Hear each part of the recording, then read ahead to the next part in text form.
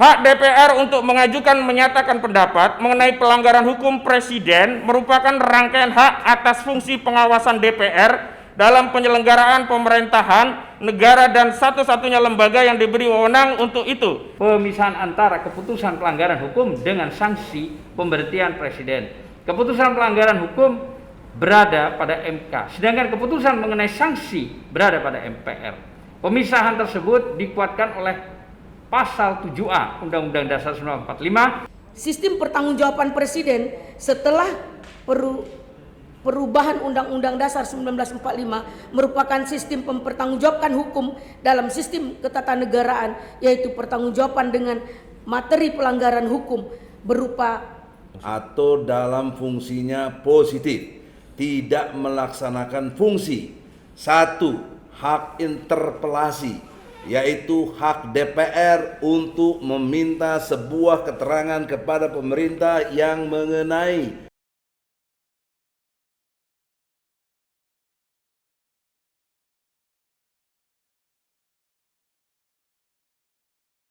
Bismillahirrahmanirrahim.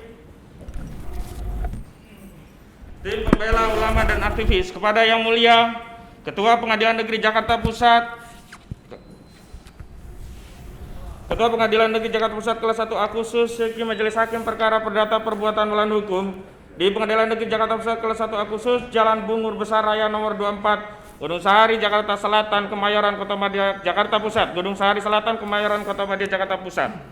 Perihal gugatan perbuatan melawan hukum secara material dalam fungsinya positif oleh Dewan Perwakilan Rakyat Republik Indonesia junto perbuatan tercela Presiden Negara Republik Indonesia. Dengan hormat, perkenan kami bertindak untuk atas nama Fahri Lubis sebagaimana identitas terlampir, Muhyiddin Jali sebagaimana identitas terlampir, Wahidin sebagaimana identitas terlampir, IRA Ikhwan sebagaimana terlampir, Tulus sebagaimana terlampir, Andi Neni Sri Lestari dengan identitas sebagaimana terlampir, Soraya SH sebagaimana terlampir dalam kedudukannya sebagai rakyat negara Republik Indonesia selaku pembayar pajak negara guna pembiayaan belanja negara Republik Indonesia, baik secara sendiri-sendiri maupun bersama-sama dalam perkara ini, mohon untuk disebut penggugat. Selanjutnya, dalam hal ini penggugat telah diwakili oleh tim pembela ulama dan aktivis yang dipimpin oleh Dr. Haji Egy Sojana, Mastal SHMSI sebagaimana terlampir, dan juga rekan-rekan yang lain yang hadir, advokat dan konsul hukum yang terhimpun dalam tim pembela ulama dan aktivis yang beralamat di Warung Buncit Raya, Kalibata, Pancoran, Kota Jakarta Selatan, DKI Jakarta. Penggugat melalui gugatan ini mengajukan perbuatan melawan hukum secara material dalam fungsinya positif oleh DPR RI junto perbuatan tercela Presiden Negara Republik Indonesia yang diajukan terhadap Dewan Perwakilan Rakyat Republik Indonesia Seki. 1. Puan Maharani sebagai Ketua DPR RI, dan 2. Aziz Samsudin sebagai Wakil Ketua DPR RI, dan 3. Sumi Dasko sebagai Wakil Ketua DPR RI, dan 4. Rahmat Gobel selaku Wakil Ketua DPR RI, dan 5. Muhaimin Iskandar sebagai Wakil Ketua DPR RI. Mereka secara sendiri maupun bersama-sama dalam hal ini selaku pimpinan DPR RI periode 2019-2024 berkedudukan di Jalan Jenderal Gatot Subroto, Senayan, Jakarta Pusat. Selanjutnya dalam perkara ini mohon disebut sebagai tergugat. Kemudian berbagai peristiwa tidak kami bacakan, kami langsung pada dalil-dalil pokok gugatan. Kami mulai pembacaan dari halaman 42. Pokok gugatan. 1. Bahwa penggugat adalah warga negara Republik Indonesia selaku pemilih yang memilih para wakilnya untuk duduk di Dewan Perwakilan Rakyat Indonesia sebagai lembaga kontrol yang memiliki hak menyelidik dan hak menyatakan terhadap Presiden apabila melanggar hukum. Untuk itulah penggugat memberikan hak suara di setiap pemilihan umum guna terwujudnya lembaga kontrol yang memiliki hak penyelidik dan hak menyatakan pendapat terhadap Presiden Republik Indonesia apabila melanggar hukum. Atas hal tersebut, maka dengan demikian penggugat memiliki hak kontrol terhadap tergugat dalam menjalankan tupoksinya terhadap Presiden. 2. Bahwa penggugat adalah para wajib pajak dan para pembayar pajak guna pembiayaan belanja negara untuk penyelenggaraan negara dalam kesehariannya Untuk itu maka penggugat memiliki hak menggugat apabila tergugat maupun presiden tidak melaksanakan tupoksi dan atau melakukan perbuatan melawan hukum secara material dalam fungsinya negatif maupun dalam fungsinya positif. 3. Bahwa berdasarkan ajas kausalitas hubungan hukum timbal balik antara penggugat dan tergugat maupun dengan presiden terdapat adanya hubungan hukum timbal balik, yaitu antara rakyat pembayar pajak dengan penyelenggara lembaga negara yang dibayarkan atas pendapatan negara melalui pajak, sehingga dengan demikian maka terdapat hak dan kewajiban kepada para pihak, yakni masing-masing antara penggugat dengan tergugat maupun dengan presiden. 5. Bahwa berdasarkan Ini nggak ada kata-kata presiden. ya nanti kami akan tipe di beberapa itu ada turut tergugat, kami tipe yang mulia diperkenankan bahwa segala hal yang terkait turut tergugat karena itu masih terkopi dari gugatan presiden mohon dianggap sebagai presiden begitu saja. Dan itu mutatis mutandis ada beberapa. Ya baik. Bahwa berdasarkan beberapa teori tentang berdirinya suatu negara adalah satu teori ketuhanan. Penganut teori ini adalah Evistal, Kahneman, Brock, Thomas Akone, Heller, dan Agustinus. Lewat teori ini para ahli berpendapat bahwa segala sesuatu terjadi atas kehendak Tuhan. Terbentuknya suatu negara juga bisa terjadi atas kehendak Tuhan. Bukti-bukti nyata ini terdapat dalam teori sebagaimana by the grace of God. Kami tidak bacakan semua teori-teori tentang dasar gugatan, kami lewati. Dan selanjutnya kami memulai lagi pada halaman 86, langsung fokus kepada DPR. Hak DPR untuk mengajukan menyatakan pendapat mengenai pelanggaran hukum presiden merupakan rangkaian hak atas fungsi pengawasan DPR dalam penyelenggaraan pemerintahan negara dan satu-satunya lembaga yang diberi wewenang untuk itu. Sehingga secara normatif tidak akan pernah ada pertanggungjawaban dan pemberhentian presiden tanpa dimulai dari DPR. Kami ulangi, sehingga tidak akan pernah ada pertanggungjawaban dan pemberhentian presiden tanpa dimulai dari DPR.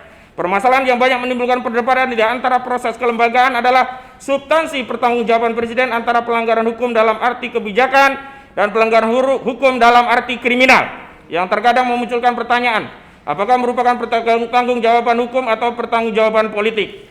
Aspek mendasar yang perlu dipahami dari presiden adalah kedudukannya sebagai lingkup organisasi dan jabatan dalam hukum tata negara, sehingga pertanggungjawaban atasnya memerlukan prosedur tertentu sesuai dengan standar demokrasi yang dibenarkan oleh suatu negara dalam pengaturan konstitusinya.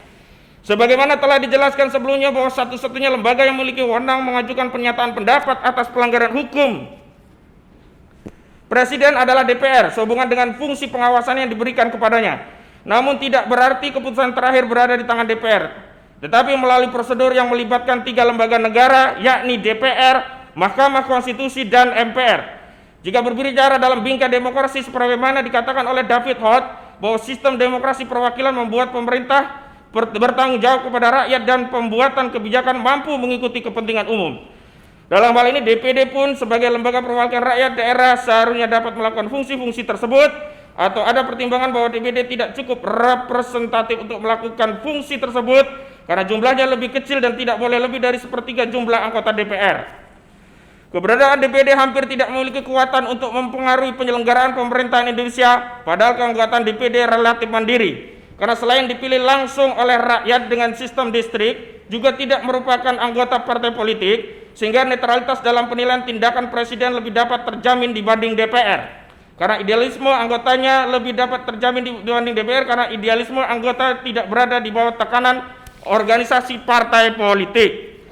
Dimungkinkannya DPD untuk mengajukan pernyataan pendapat atas pelanggaran hukum presiden kepada MK dengan pertimbangan bahwa DPD merupakan lembaga perwakilan rakyat Indonesia yang tidak bisa dilihat secara parsial rakyat Indonesia yang tidak bisa dilihat secara parsial dengan sifat keanggotaannya mewakili daerah tentu, tetapi lebih dari itu secara kelembagaan merupakan perwakilan yang juga mewakili rakyat Indonesia untuk mengagregasi kepentingan rakyat.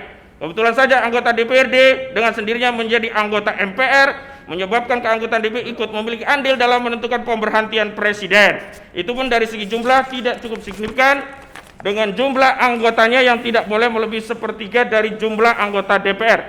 Dengan komposisi demikian menunjukkan bahwa apabila pernyataan pendapat DPR disetujui oleh seluruh jumlah anggota, maka sekalipun sidang paripurna MPR untuk memberhentikan presiden tidak dihadiri oleh anggota DPD tetap memenuhi quorum dan dapat mengambil keputusan pemberhentian presiden apabila disetujui 2/3 dari jumlah anggota yang hadir. Lembaga lain yang juga menentukan proses pemberhentian presiden adalah kehadiran Mahkamah Konstitusi sebagai lembaga peradilan yang berwenang memeriksa, mengadili, dan memutus pernyataan pendapat DPR tentang pelanggaran hukum presiden. Salah satu dasar argumentasinya untuk menjustifikasi keberadaan MK dan wewenangnya adalah dengan melihat sejarah dan pemikirannya yang mendasari lahirnya sebuah mahkamah dalam sistem ketatanegaraan. Hasil penelitian mengungkapkan bahwa MK terdapat di 78 negara di dunia dan banyak ditemukan di negara-negara yang baru mengalami perubahan rejim dari otoriter ke demokrasi. Berkembangnya MK di berbagai negara tidak terlepas dari perkembangan konsep demokrasi konstitusional, yaitu sebuah konsep demokrasi berdasarkan konstitusi yang memungkinkan produk hukum berupa undang-undang yang dihasilkan oleh legislatif dan eksekutif digugat dengan dalih bertentangan dengan konstitusi, sehingga kehadiran MK merupakan sarana demokrasi melakukan penegakan nilai-nilai konstitusional bagi rakyat. Keyakinan tersebut menjadi salah satu alasan mendasar bagi kehadiran MK di Indonesia dengan beberapa kewenangan diatur dalam Undang-Undang Dasar 1945 Pasal 24C ayat 1 dan ayat 2, yaitu 1. MK berwenang mengadili pada tingkat pertama dan terakhir yang putusnya bersifat final untuk menguji undang-undang terhadap undang-undang dasar, memutus sengketa kewenangan lembaga negara dan kewenangan diberikan oleh undang-undang dasar, memutus pembubaran partai politik, dan memutus perselisihan tentang hasil pemilu. 2. MK wajib memberikan putusan atas pendapat DPR mengenai dugaan pelanggaran oleh presiden dan atau wakil presiden menurut undang-undang dasar. Menelaah kewenangan di atas, dapat dipahami bahwa kehadiran MK sebagai salah satu institusi peradilan dalam sistem ketatanegaraan Indonesia dimaksudkan untuk menegakkan hukum konstitusional di antara kekuasaan lembaga-lembaga negara bagi tegaknya kedaulatan rakyat dan demokrasi. Begitu pula halnya dengan kewenangan MK untuk memberi putusan atas pendapat DPR tentang pelanggaran hukum presiden adalah pelanggaran hukum ketatanegaraan, sehingga pernyataan pelanggaran hukum presiden oleh DPR merupakan sengketa hukum ketatanegaraan yang harus diputuskan oleh MK sebagai satu-satunya lembaga yang diberi wewenang oleh Undang-Undang Dasar sebagai penafsir konstitusi. Situasi ini menjadi ironis ketika dihadapkan dengan pertanggungjawaban atas pelanggaran hukum presiden yang berakhir dengan pemberhentian. Ironisnya terletak pada kewenangan MK sebagai salah satunya penjaga dan penafsir Undang-Undang Dasar dan diberi wewenang untuk memutuskan pernyataan DPR tentang pelanggaran hukum presiden, tetapi keputusan terakhir yang memberi sanksi pemberhentian atau sanksi lainnya terhadap presiden berada pada MPR. Izin yang mulia dilanjutkan dengan kami dalam sampai tekukan lagi nanti. Sampai tekukan. Oke, lanjut aja nanti.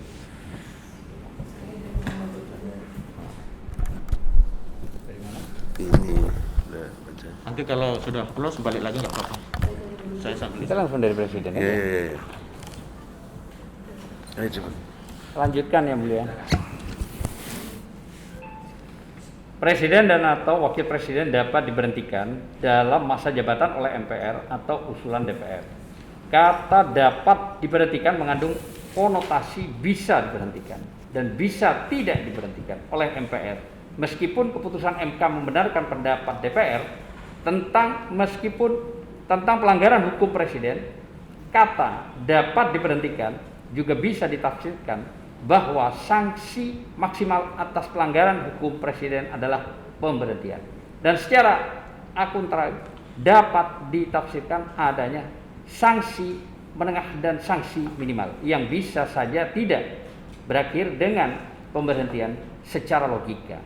Beratnya sanksi berbanding lurus dengan beratnya pelanggaran hukum, sehingga idealnya pernyataan pelanggaran hukum dan sanksi harus dinyatakan dalam forum sidang yang sama dalam suatu sidang bersama antara lembaga-lembaga negara yang berkompeten, yaitu DPR, MK, MPR, Presiden, dan atau Wakil Presiden. Tetapi Undang-Undang 1945 memisahkannya pada dua lembaga yang berbeda, meskipun merupakan satu rangkaian proses untuk meminta pertanggungjawaban Presiden. Tetapi apabila ditelaah terdapat adanya pemisahan antara keputusan pelanggaran hukum dengan sanksi pemberhentian presiden, keputusan pelanggaran hukum berada pada MK, sedangkan keputusan mengenai sanksi berada pada MPR.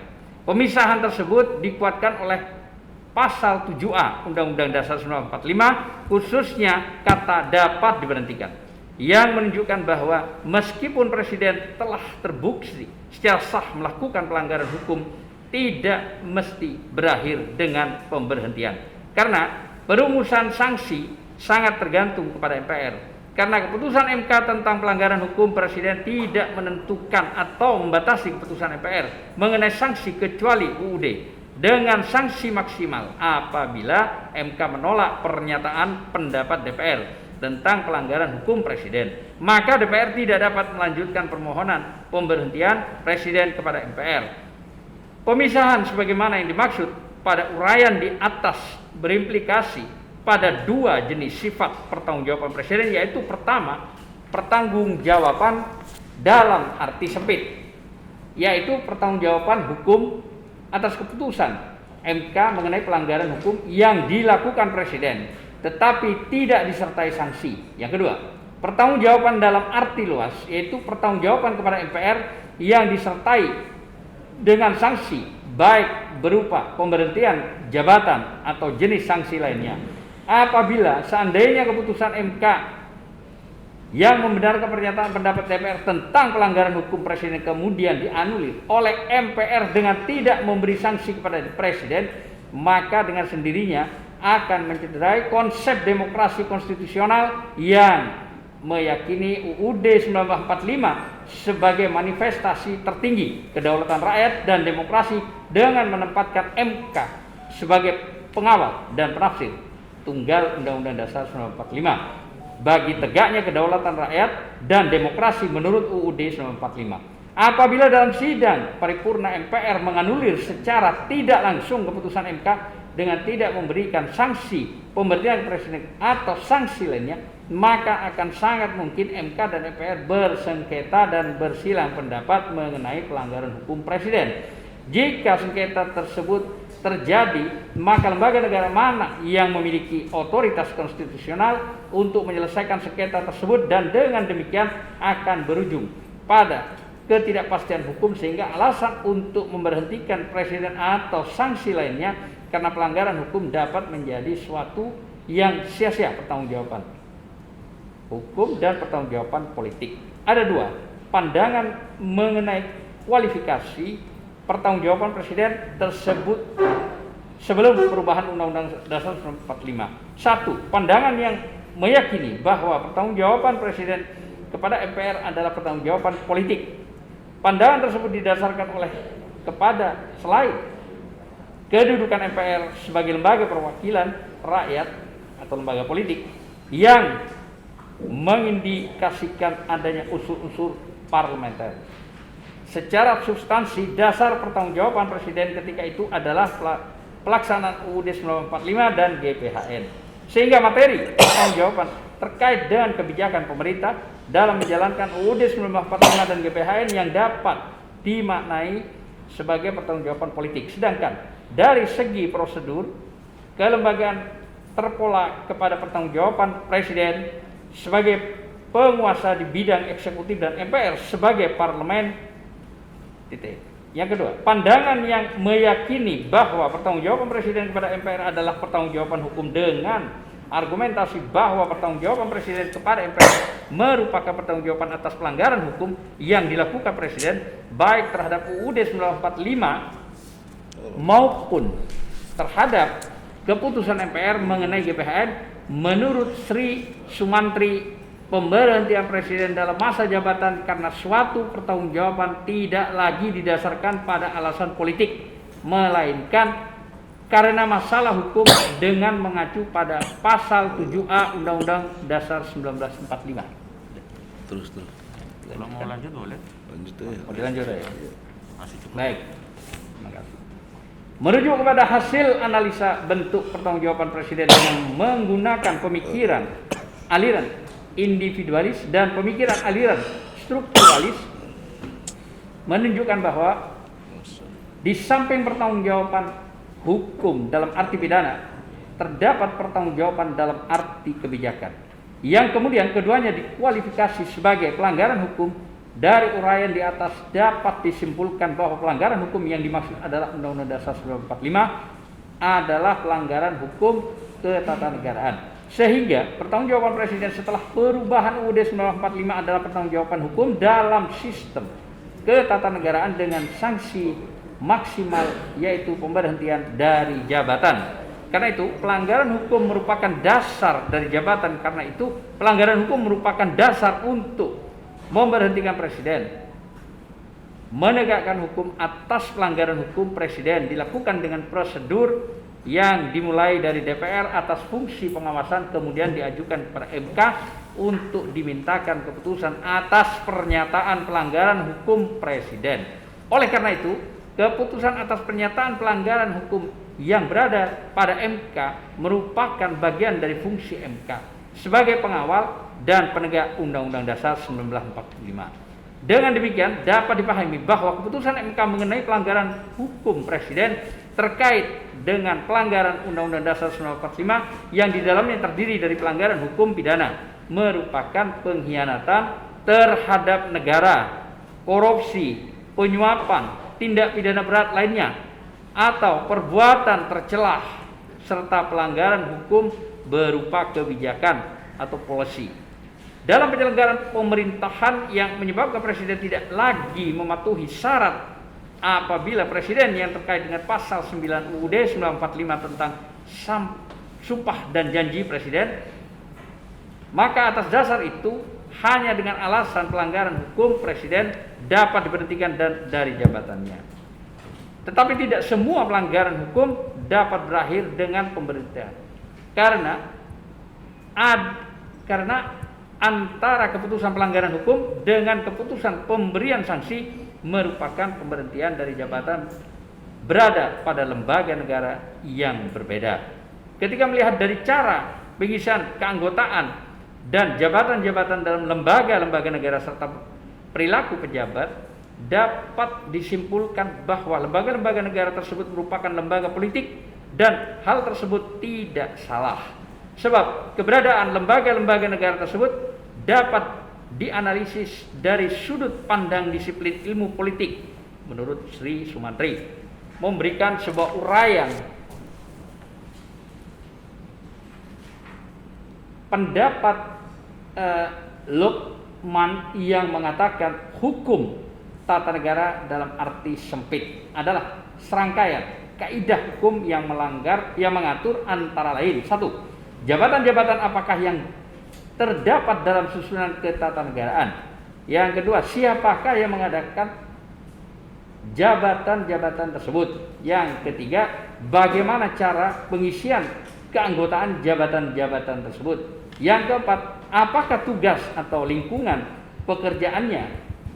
Yang kelima, apakah wewenang hukumnya. Dan yang keenam, bagaimana bentuk hubungan dengan lembaga negara lainnya. Dan yang ketujuh, dalam batas-batas apakah organisasi negara dan bagian-bagian yang menjalankan tugas kewajibannya berdasarkan pertanyaan-pertanyaan tersebut di atas serta uraian yang tadi juga sudah disebutkan oleh Sri Sumantri tentang bidang kajian hukum tata negara dalam arti sempit.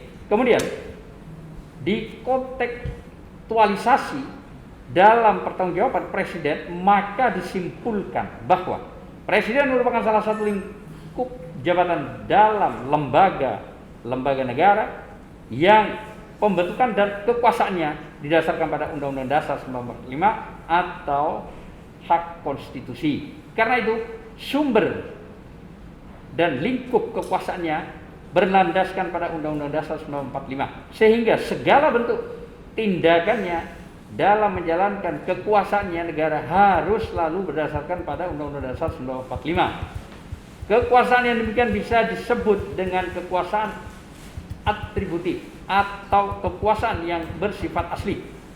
Penyelenggaraan fungsi, tugas, dan wewenang presiden senantiasa berhubungan dengan lembaga negara lainnya, sehingga membentuk hubungan antara satu dengan yang lainnya. Pernyataan DPR tentang pelanggaran hukum presiden terkait dengan fungsi pengawasan selain fungsi legislatif dan fungsi anggaran, ketiga fungsi tersebut merupakan rangkaian fungsi yang saling berhubungan dalam menjalankan tugas dan wewenang DPR.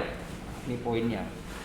Keberadaan fungsi anggaran terkait dengan fungsi legislasi, di mana anggaran itu sendiri dituangkan dalam undang-undang. Sedangkan fungsi pengawasan merupakan rangkaian fungsi atas kedudukan DPR sebagai wakil rakyat. Fungsi legislasi tidak terbatas pada makna kekuasaan, membentuk undang-undang seperti terdapat dalam Undang-Undang Dasar 1945 pasal 20 ayat 1. Tetapi lebih dari itu terkait dengan perencanaan dan pengawasan atas pelaksanaan undang-undang dan peraturan perundang-undangan lainnya. Fungsi-fungsi tersebut merupakan tugas dan wewenang DPR yang bersifat atributif asli dari Undang-Undang 1945. Sehingga segala bentuk tindakan DPR senantiasa berdasarkan pada Undang-Undang Dasar 1945 sebagaimana hasil telaah terhadap Undang-Undang 1945, yaitu pada pasal 7A diketahui bahwa dasar pertanggungjawaban dan pemberhentian presiden karena pelanggaran hukum yang dikaitkan dalam masa jabatan pertanggungjawaban tersebut termasuk dalam pengertian pertanggungjawaban hukum ketatanegaraan dengan dasar pemikiran antara lain. 1. Presiden merupakan lingkup jabatan dalam susunan ketatanegaraan yang memiliki kekuasaan pemerintahan menurut Undang-Undang Dasar 1945. Kedua, Presiden melaksanakan tugas dan wewenang menurut Undang-Undang 1945. Dan yang ketiga, dalam melaksanakan tugas dan wewenangnya Presiden senantiasa dalam hubungan koordinasi dan pengawasan dengan lembaga negara lainnya atau check and balance. Dengan demikian pertanggungjawaban Presiden merupakan pertanggungjawaban hukum dalam kapasitas organisasi dan jabatan atas tindakan hukum dan dilakukan dalam masa jabatan.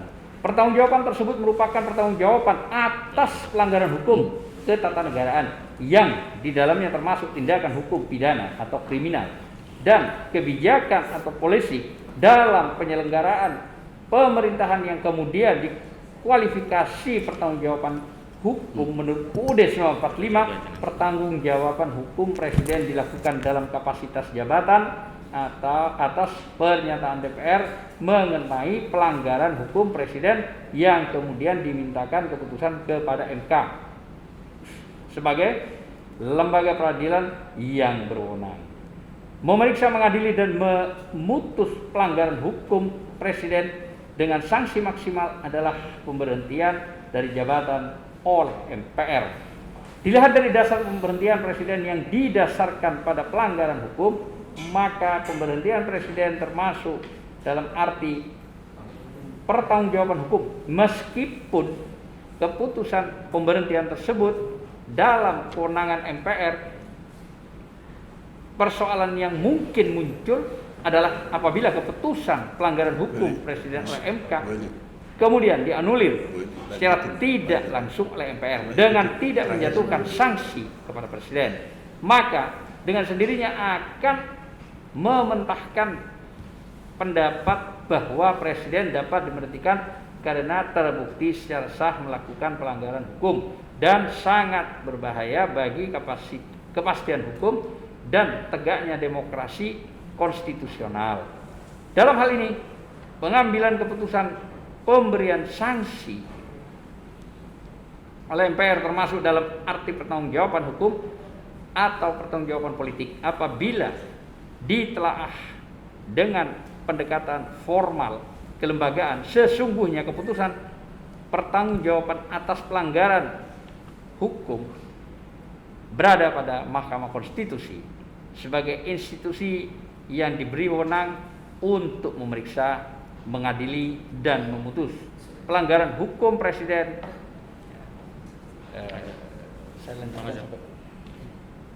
Merujuk pendapat tentang hukum tata negara dalam arti sempit, maka pemberhentian Presiden oleh MPR termasuk dalam arti hukum tata negara.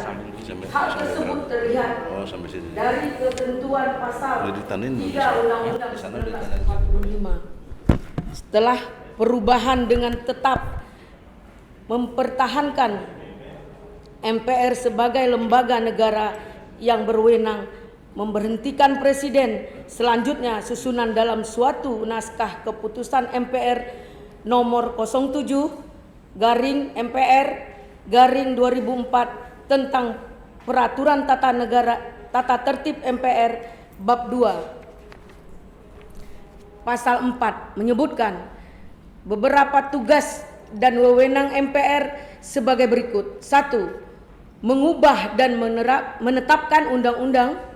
2. Melantik presiden dan wakil presiden berdasarkan hasil pemilihan umum dalam sidang pengurus majelis. 3. Memutuskan usul DPR berdasarkan keputusan MK untuk memberhentikan presiden dan atau wakil presiden dalam masa jabatannya setelah presiden dan wakil presiden diberikan kesempatan untuk menyampaikan penjelasan dalam sidang paripurna majelis. 4. Melantik wakil presiden menjadi presiden dapat apabila presiden mangkrat,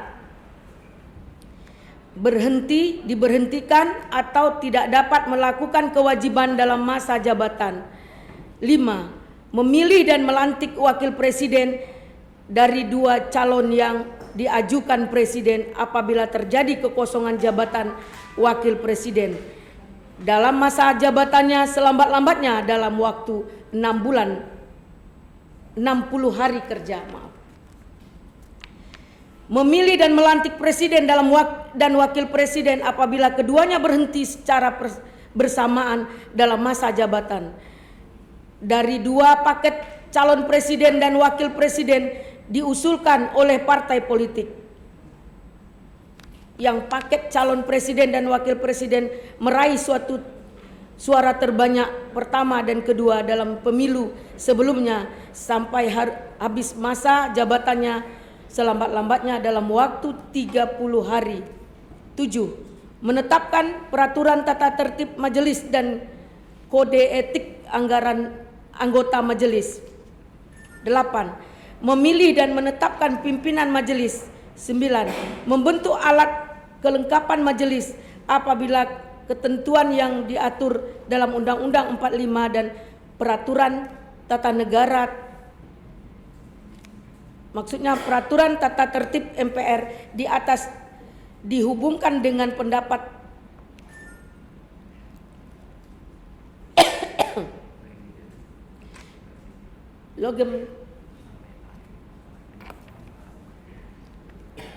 logam tentang dimensi-dimensi pembahasan hukum atas negara dalam arti sempit, maka jelaslah bahwa keberadaan MPR sebagai lembaga negara merupakan salah satu lingkupan jabatan yang terdapat dalam susunan ketatanegaraan Indonesia berdasarkan Undang-Undang 1945 diisi melalui keanggotaan DPR dan DPD dengan beberapa tugas dan kewenangan. Salah satu tugas dari wewenang MPR adalah memberhentikan presiden dan atau wakil presiden dalam masa jabatan menurut Undang-Undang 1945. Berdasarkan uraian di atas dapat disimpulkan bahwa wewenang MPR memutuskan pemberhentian presiden dan atau wakil presiden dalam masa jabatan atau usul DPR setelah mendapatkan keputusan MK tentang pelanggaran hukum presiden, termasuk dalam pengertian pempertanggungjawaban hukum ketatanegaraan dengan sanksi maksimal pemberhentian dari jabatan. Penutup. A. Kesimpulan. 1. Sistem pertanggungjawaban presiden setelah perubahan Undang-Undang Dasar 1945 merupakan sistem mempertanggungjawabkan hukum dalam sistem ketatanegaraan, yaitu pertanggungjawaban dengan materi pelanggaran hukum berupa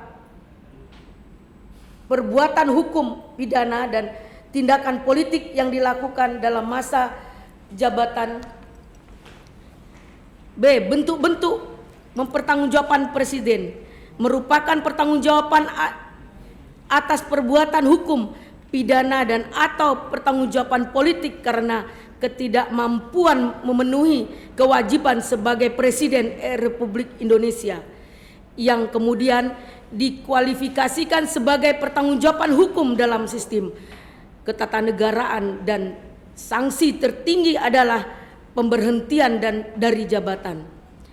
Prosedur pertanggungjawaban dan ditegakkan melalui lembaga-lembaga negara dengan menghadirkan 3 peran lembaga negara yang berbeda, yaitu DPR sebagai satu-satunya lembaga yang memiliki kewenangan menurut MK, sebagai lembaga yang berwenang memeriksa, mengadili dan memutuskan pelanggaran hukum, dan MPR sebagai satu-satunya lembaga yang berwenang menjatuhkan sanksi berupa pemberhentian dari jabatan. Bahwa pemberhentian melawan hukum pengurus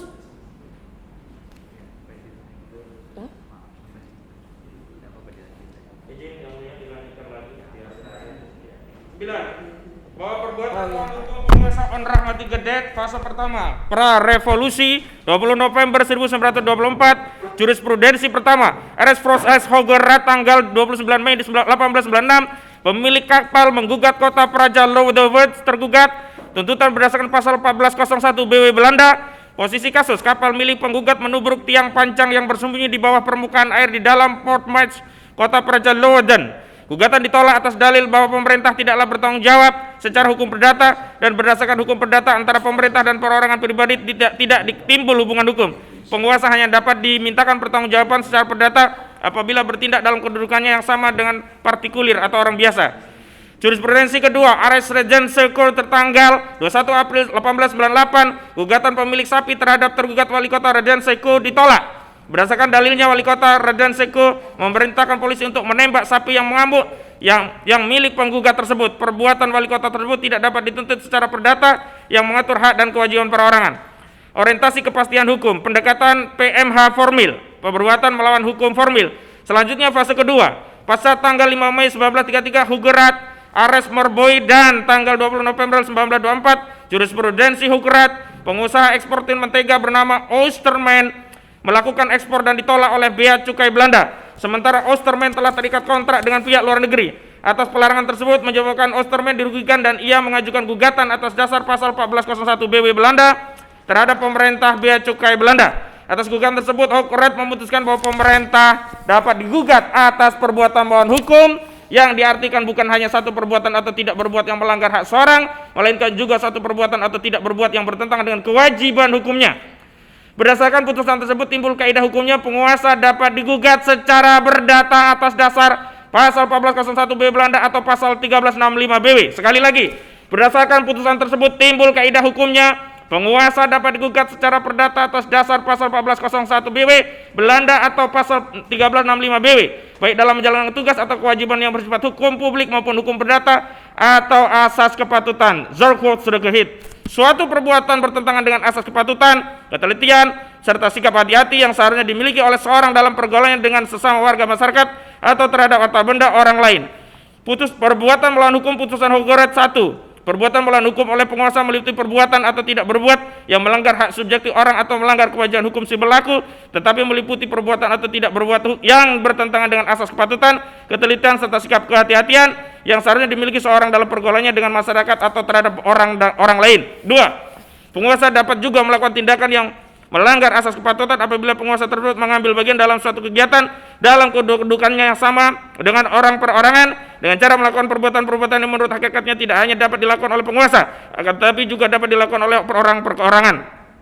Selanjutnya fase ketiga pasca tanggal 20 Januari 1971, jurisprudensi Mahkamah Agung RI putusan kasasi nomor 838K/SIP/1970 penggugat Wijoso Ponco lawan tergugat Gubernur DKI Jakarta, Siki Kepala Dinas Perumahan DKI Jakarta. Kaidah hukumnya 1. Hal perbuatan melawan hukum oleh penguasa harus dinilai dengan undang-undang dan peraturan formil yang berlaku dan selain itu dengan kepatutan dalam masyarakat yang seharusnya dipatuhi oleh penguasa. 2. Penilaian faktor-faktor sosial ekonomi dalam sewa menyewa adalah wewenang kepala daerah sebagai penguasa dan harus dianggap sebagai perbuatan kebijaksanaan penguasa yang pengadilan kemudian tidak berwenang mengadalinya kecuali atas wewenang tersebut dilaksanakan dengan melanggar undang-undang dan peraturan-peraturan formil yang berlaku atas atau melewati batas kepatutan dalam masyarakat yang harus dipatuhi oleh penguasa. Penutup. Izin yang mulia dilanjutkan Bang Egy.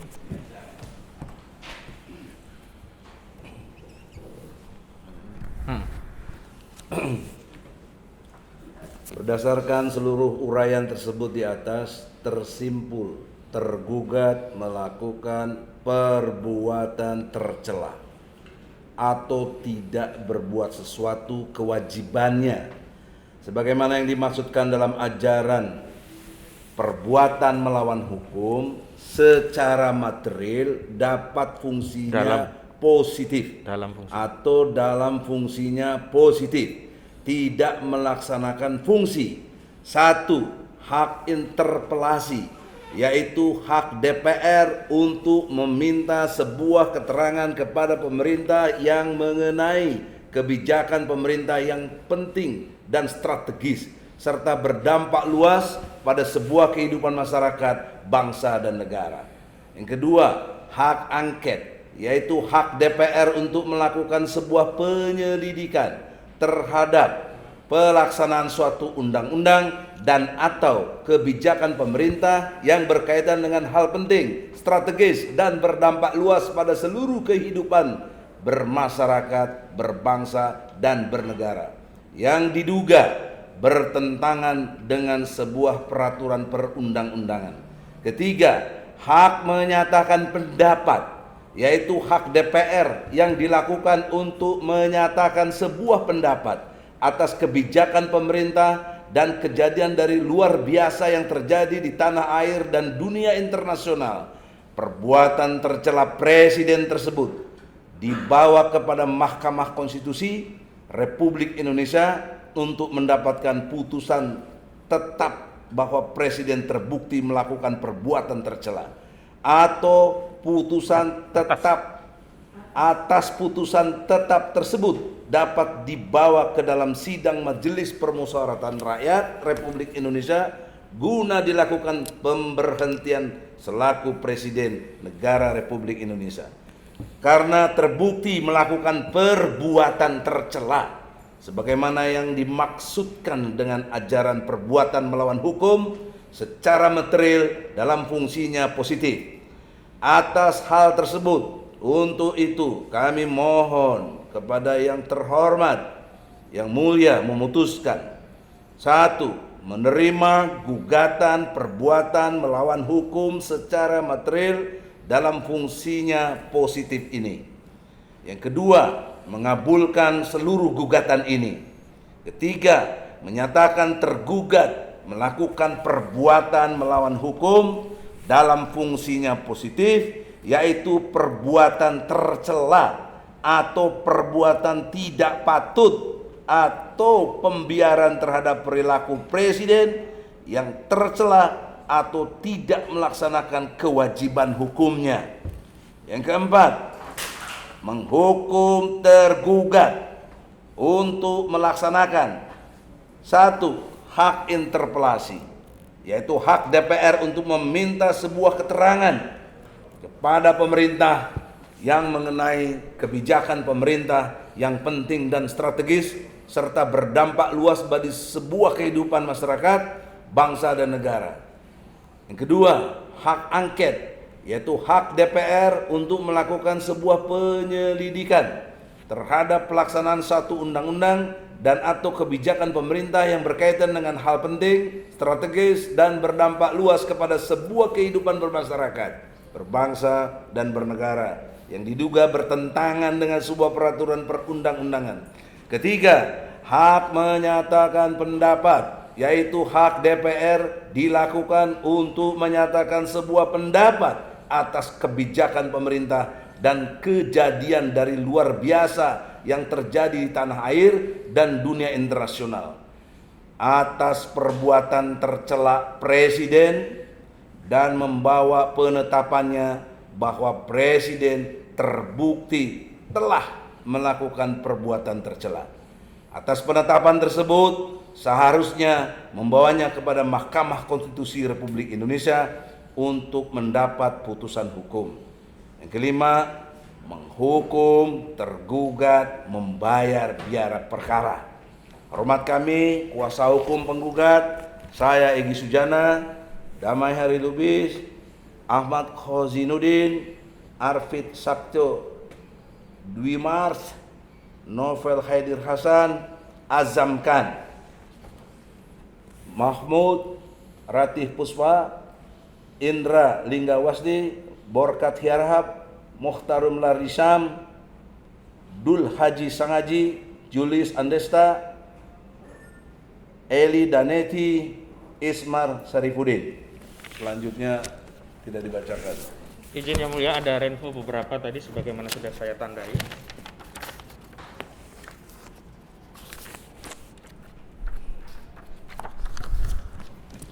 Di halaman 43.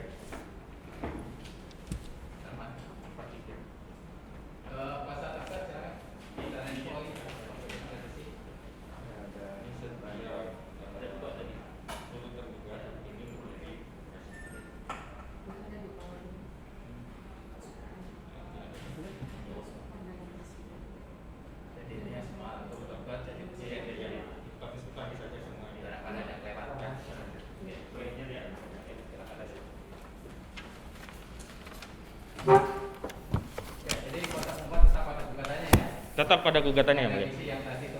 Iya, hanya renvo itu saja. Jadi untuk Makasih, Pak. jangan berikutnya untuk jawaban, refleks, duplik, kesimpulan maupun putusan persidangan kita lakukan melalui sistem informasi pengadilan atau yang dikenal EPAD ya. Jadi nanti silakan para pihak mengupload masing-masing. Jadi untuk jawaban kapan bisa diajukan? Terbuka. 2 minggu yang mulia. 2 minggu. Pasal 4 tidak keberatan ya? Keberatan yang mulia. Gimana? Dia udah digaji kerja 2 minggu, kita nggak digaji aja. Ya. Bisa ini, gua kelamaan. Kita maklum ya, karena gugatannya 100 halaman. Kalau gugatan 10 halaman mungkin 1 minggu bisa lah. Karena gugatannya 100 halaman. Kan dia punya banyak staf ahli yang mulia. Kita nggak ada staf ahli, bikin sendiri. Ya, Nggak usah banyak alasan itu. tergugat. Yang mulia, mohon izin, kita mau dihormati juga. Ketika pembacaan mereka nggak punya dokumen, kita udah kasih yang mulia. Jadi ini kurang etik. Ya. Etikanya nggak punya gitu. Masa kita membaca dia nggak nyimak gitu? Kan ini luar biasa yang mulia. Ya. Bagaimana dia mau menyiapkan jawaban dari kita? Karena 2 minggu lagi wajar, karena dia nggak membaca ini. Jadi ini yang mulia, tolong kita dihargai dalam perkara. Minggu ya. Oke. Jadi kita tunda persidangan ini 1 minggu. Hari Senin tanggal 13 September 2021. Selasa yang mulia. Selasa. Hari Selasa tanggal 14 September 2021. Hari Rabu jam 13.00. Di sini Pak. Bukan di Eko. Oh pakai online ya. Online ya. Begini ya mulia, karena itu kan nanti ada replik, duplik. Mohon dijadwalkan sekalian biar kami juga siap-siap begitu. Ya nanti sambil dibaca ya Nah. di ekotnya masing-masing. Biasanya kita tunda seminggu-seminggu. Seminggu, baik. Kecuali ada hal yang misalnya kita majelis Baik, ada halangan atau tugas sehingga tidak mungkin bisa memverifikasi. baik, baik. Ya. Jadi nanti tolong dimonitor masing-masing ya. Baik, ekotnya. Jadi demikian ya kita tunda persidangan ini melalui sistem informasi pengadilan atau ekot hari Selasa tanggal 14 September 2021 dengan acara jawaban dari tergugat paling lambat jam 13.00 supaya diupload. Itu nanti yang perhatiin ente doang, Iya, kita nggak lihat. iya. Yang itu perhatiin. Sampai Iya, nanti terakhir tanggal Biasanya PP ngingetin kita juga, Pak. 2021 jam 13.00. Begitu juga nanti penundaannya ya. Baik, Jadi pembuktian aja nanti kita ketemu lagi, selebihnya melalui ekot. Kira-kira berapa jalan minggu yang mulia pembuktian? Tergantung buat kalau bisa kan jawaban replik duplik setelah itu kan pembuktian kecuali ada eksepsi mengenai Ya. absolut dan tidak putus selah. Setelah itu pembuktian silakan pembuat berapa Bikin lama nanti. pembuktian ya. Minta tolong juga disiapkan sekaligus pembuat dan tugas ya. Demikian sidang selesai dan ditutup. Alhamdulillah.